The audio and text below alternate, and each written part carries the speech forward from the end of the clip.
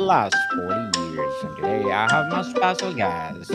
He is the author of the book, The Wealth Elevator, no other than Mr. Lane Kawaoka. Welcome to Book 101, Mr. Lane, and can you please introduce more about yourself? Hey everybody, thanks for having me. I wrote the book The Wealth Elevator. So I am a real estate investor. I started out as an engineer, started investing in little single family homes, but now purchased well over $2 billion of assets with our investor group. I help people get started buying rental properties and building a passive real estate portfolio. And I put a lot of what I've learned over the last decade plus of my journey into the book The Wealth Elevator. Mr. Lane, thank you so much for sharing your empowering book to the world. Why did you choose to focus specifically on first generation millionaires? Well, that's what I am, right? I think it's a very underrepresented demographic out there. A lot of books are meant for people who work on Wall Street or already have millions and millions of dollars. Yes. Whereas, also a lot of books out there are made for people just getting started, trying to keep a budget. Maybe what do you do when you're starting to, trying to, do something that's not a day job. Very little books were written for kind of the people with good jobs, able to save a good amount of money, maybe or had a rental property already and wanted to take it to the next level, which was essentially my journey. And I kind of broke this down in my book in different floors of the wealth elevator. The basement, the first floor, second, third, and fourth floor of the wealth elevator, which all have their different particular strategies and kind of times when in my life that I kind of journeyed through myself. Interesting indeed. Mr. Lane, so what's the core message or mission behind the book? Yeah, I mean, I think the core message, first thing, figure out where you are in this wealth elevator construct. The basement is made for people who are just getting started. Maybe you don't make $50,000 a year at a day job, or you're in credit card debt, or don't aren't able to save $1,000, $5,000 per year per month. That's what the basement level is. What we focus on in the book is the first floor and the second floor of the wealth elevator. The first floor being where I started. I graduated college, started to work as an engineer, and save took me a few years, but I bought a rental property. 20% down payment, put a tenant in there, got a property manager in place, and started to cash flow on that property.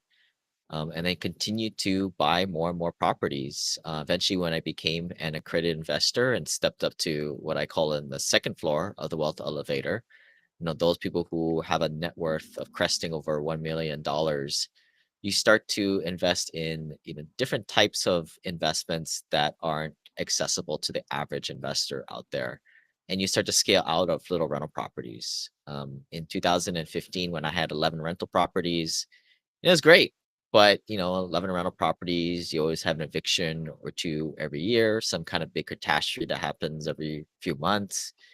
We tell people to always get a property manager to do your dirty work for you, and to for you to keep working your day job or running your business, or your highest and best use from an hourly rates perspective.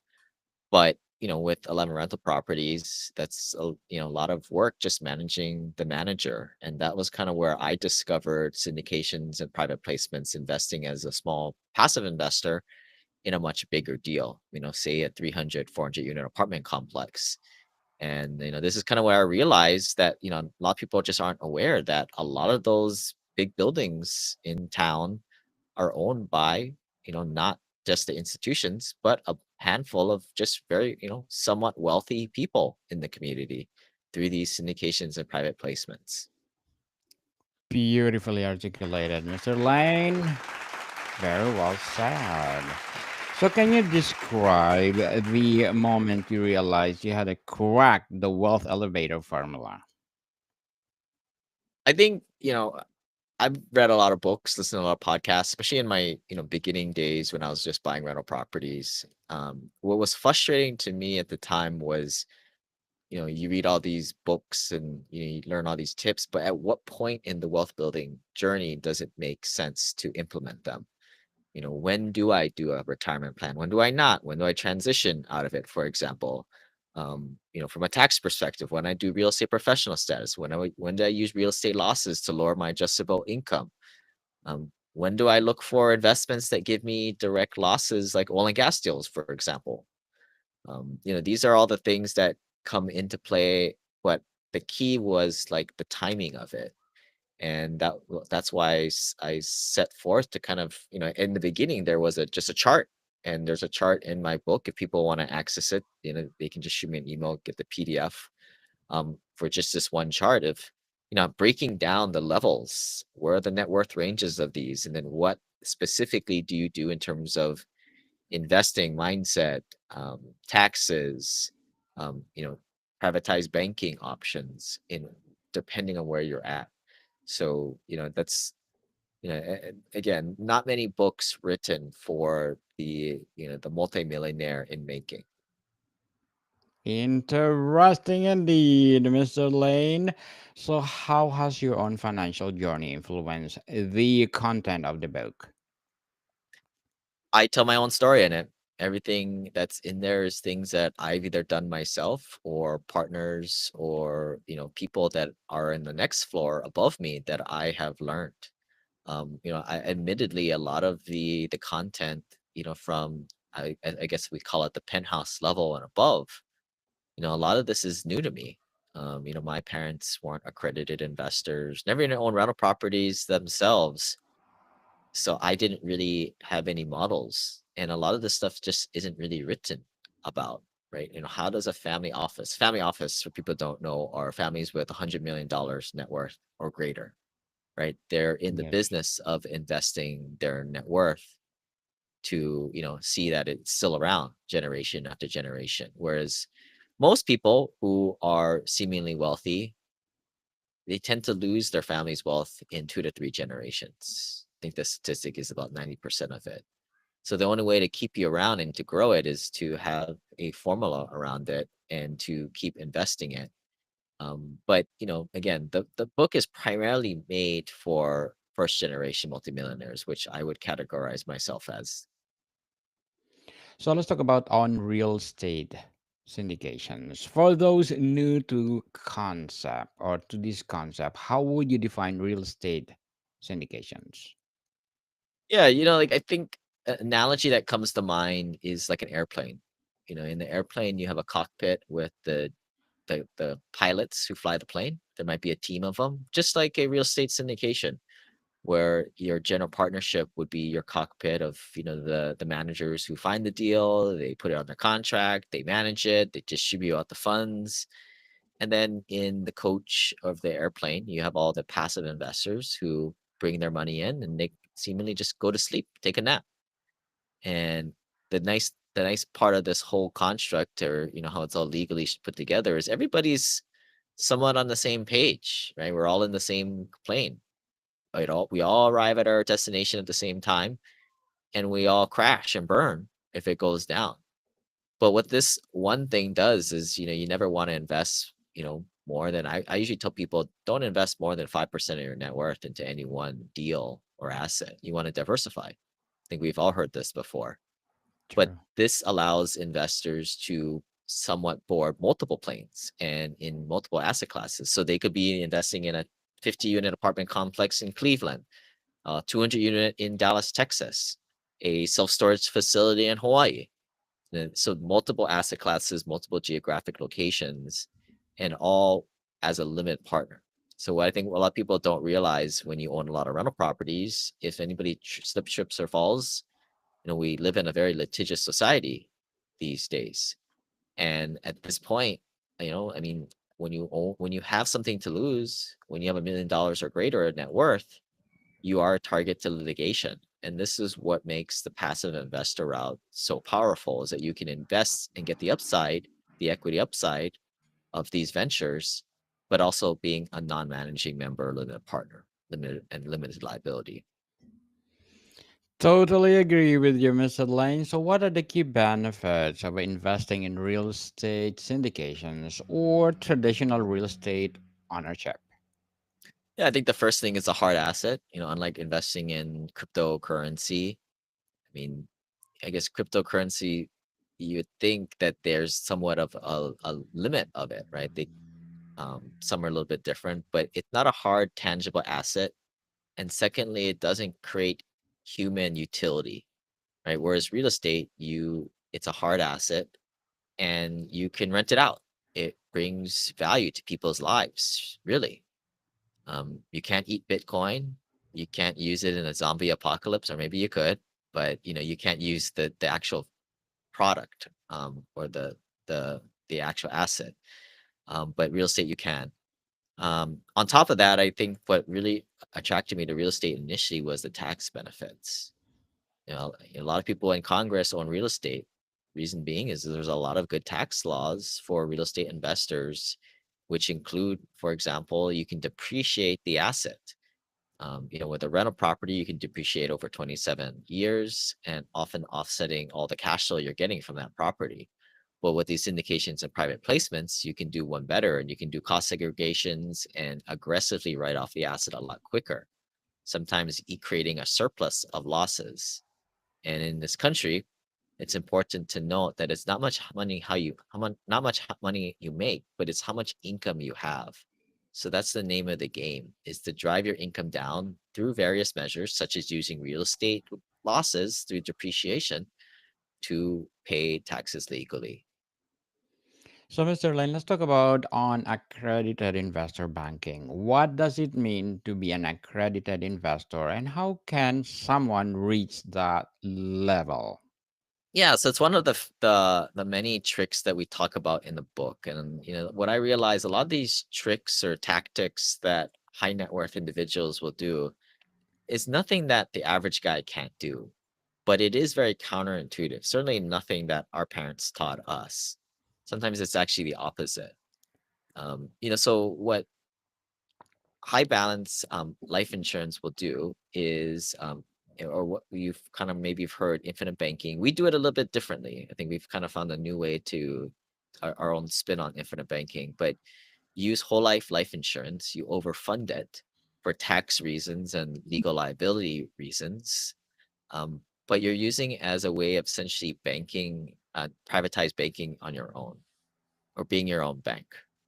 So in a way, the way to think about it is, think if you had owned the house, if you can pay down your mortgage and you can take a loan from that house through a home equity line of credit. A life insurance contract operates very similarly, right? You could put money into a life insurance contract via paid up additions, and you can take a loan from it. Now, if it's just like anybody else out there, probably it's going over people's head. It took me like several years to kind of absorb this. More importantly, it took me a network of other investors, talking shop with other people to really understand this stuff and really pull the best practices that I put into the book, The Wealth Elevator, which is why we like to do on accredited investor events. And, we're big on community. But, the going back to the accredited investor banking, infinite banking concept, if, people are interested, they can go to our website, thewealthelevator.com/bank, pick up the free, I think it's like a 2 or 3 hour webinar e-course on it to understand it fully. But I'll be honest, it is a little bit, if your first time hearing about it, it is a little bit confusing. But at the end of the day, it's actually very, very simple. And it's a practice that is put in place by a lot of high net worth families. And it's something that, most people will stay away from because they think whole life insurance is a scam, which to me it is. It's very high fees. But True. the key is configuring it in a very unique way where you drive those fees way, way down. So, how can someone transition from traditional banking to strategies that align with accredited investor benefits? Yeah. So they can go and start a starter policy. Some of our clients will do $50,000 per year for 6 years, and then start it with that and just start to, fund the policy and then take the loan out of it to go and invest elsewhere. or just keep the money in their policy to continue to generate dividends in there in a tax-free environment. Um, it essentially is a tool that can be used many different ways. Totally agree, Mr. Lane. So let's talk about the on-tax strategies. What are some of the most powerful tax saving strategies you recommend for first gen millionaires? Well, I think we've all heard about the 401ks and the Roth IRAs. The I mean, the issue with those is you're just deferring your taxes. You are going to pay the taxes on it eventually, and there's a debate whether you want to pay your taxes when your taxes is lower. Now, I'm not giving anybody tax or legal advice in anything I say, right? I'm Yeah. not a certified financial planner. I can't sell you Okay. marketable securities, right? Nor would I want to sell you that type of stuff. I'm more of a invest in your own, business or invest in your own real estate. But, when you most people who live in, our ecosystem will say that the taxes will probably be higher in the future and you are probably going to make more money in the future. And therefore, you'd like to pay your taxes today. So why the hell would you want to put it in a 401k when you pay your taxes later? But that's what everybody does, right? So, Yes. I think our thing is like, well, hey, let's educate people and have everybody make their own decision because part of this is a lot of personal finance. It's personal to your own situation. And that's where, with our credit investors, we jump on the phone with them and we kind of talk to people's situations and help them understand what are their options. Just got off the phone the other day with a guy, I think his financial planner had him in some type of setup where really he should just do his own solo 401k. That way he doesn't have to pay the asset management fees to his financial planner there. Obviously, the financial planner is not going to like that information going to his client. But I think that's people, unfortunately, we don't ask these questions, right? Because I think that's the tax strategy that we're all taught is 401ks and Roth IRAs. But very quietly, there's very wealthy people paying little to no taxes by buying the right assets, such as real estate, that produces passive losses. And maybe if they're able to implement another strategy called real estate professional status, they can use their losses from their investments to drive down any other income that they have, maybe even from their day job or their business, right? So this is exactly how Warren Buffett pays less taxes than his housekeeper, right? Yes. And I mean, to me, you can get angry or you can come in with an inquiring mind and try to learn what other people do. Invest like Warren Buffett, people. So, Mr. Lane, what will be your short term and long term goals in writing as well as an investor?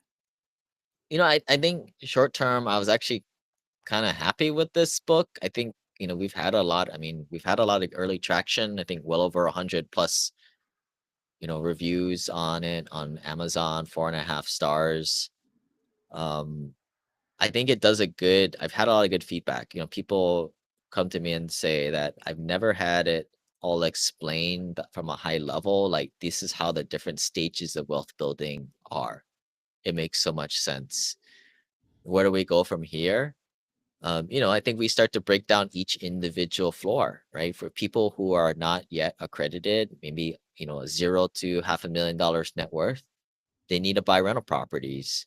On our website, we have a free resource for people who want to learn how to buy their own rental properties. I think it's thewealthelevator.com/turnkey. We built out that curriculum. We also have a syndication e-course for new passive investors to learn how to do diligence on deals. I actually think that's the next project we'll take on, from a book form. That's quite the book to write, right? I mean, due diligence, where do you end, right? But I Yes. think was something that I've always been good at distilling things down to a simplistic nature so that you feel very empowered to kind of make the next step. I've always used this format, the 70-20-10 rule, where 10% of these things is books and learning, 20% is the people. Again, why we focus on community and we have in-person events with our accredited investor group. But 70% is getting out there and doing it. getting out there, potentially making mistakes too, right? Calculated mistakes. Um, but that's essentially how I learn, right? Going Yes. through these different stages of the wealth building journey myself, making my mistakes, meeting the people along the journey, and to me, that's the formula: 70-20-10. Definitely don't afraid to commit mistake, people, because you will learn from it and you will be better. Of course, excellent of what you're doing comparing before. So let's talk about, and good luck to your goals, Mr. Lane. Looking forward for more and more empowering books like this to come. So let's talk about the final thoughts and advice of the book. If someone could only take away one principle from your book, what should it be? I tell people, figure out what stage of the wealth building journey you are, whether that's the basement, first floor, second floor. Um, I think self awareness is the first piece. From there, you can somewhat identify what are your next questions or things to do from there. But yeah, I would say take a look at the book, take a look at the chart. If you like to cheat and you're a little lazy, look at the chart first, and then Yes. just focus in on those chapters first. So, Mr. Lane, before we wrap up our discussion for today, I'm inviting you to please do listen to my other podcast, Food 101, and its fifth season. People, fifth season, Mr. Alessandro, one of the specialty chef in one of the five-star hotel in downtown Toronto. Please do listen to our latest episode. We are reading our letters senders all over the world. So please do listen. Food 101, wherever you listen your podcast. So, Mr. Lane, what advice would you give to someone just starting their journey toward financial freedom and wealth creation? I mean, the way we teach it is it's not about gambling on asymmetric returns or cryptocurrency. It's about just if you're new to this, save $1,000 a month. A lot of our clients are able to save, 50, $100,000 a year at least. But despite where you are, that's if you have positive traction, you can get going on this. And the more and more real estate or assets that you own, the more income that will produce. At some point, it'll replace your own income, but in the long run, it'll hit that hockey stick at some point. So there's not a get rich quick scheme. It's a slow and steady game, but I think part of it is pick up the book, The Wealth Elevator. You understand where you're at, and for all we know, it might be a little bit motivating for you too, right? I think what people don't realize is getting to multiple millions isn't that hard. It does take effort. What's the saying? It's not it's not easy, but it is rather simple. Simple consistency, people, and hard work, I think. So, Mr. Lane Kawaoka, thank you so much for sharing your wealth elevator to the world. And we are looking forward for more and more and more empowering books like this to come. So, can you please invite our listeners to support Wealth Elevator as well as your business? Mr. Lane? All right. Thanks for having me, Daniel. Talk to you later. Yes. So can you Okay. please invite them? Where they Yeah. gonna buy your books or your business? Yes, people, let's support Mr. Lane Kawaoka because if you support him for sure, more and more and more empowering books like this to come. So, Mr. Lane, thank you so much for your time. More to come, people. See you soon.